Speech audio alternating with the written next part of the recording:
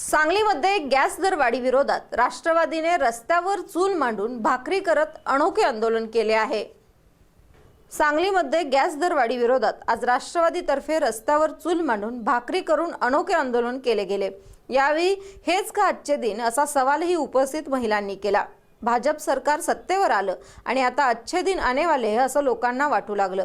पण भाजप सरकार पेट्रोल पासून घरातील गॅस पर्यंत सर्वच वस्तूंची महागाई करून ठेवत आहे आणि आता अचानक गॅस दर वाढ केली आहे। त्यामुळे आज सांगलीमध्ये राष्ट्रवादीतर्फे स्टेशन चौकात अनोखं आंदोलन करण्यात आलं। महिलांनी चक्क रस्त्यावर चूल मांडून भाकरी करत हे आंदोलन केलं।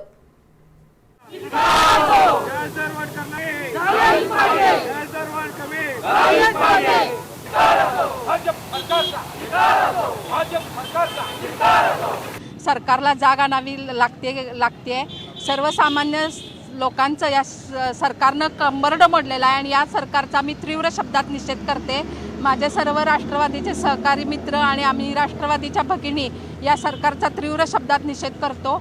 या सरकारनं जे आमच्या मुलाबाळांवर उपासमारीची पाळी आणलेली आहे, आम्हाला कांदा भाकरी खायची आता सुद्धा पंचायत झालेली आहे। या सरकारच्या भाववाढीमुळे सर्वसामान्य जनतेचं कंबरडं मोडून निघालेलं आहे।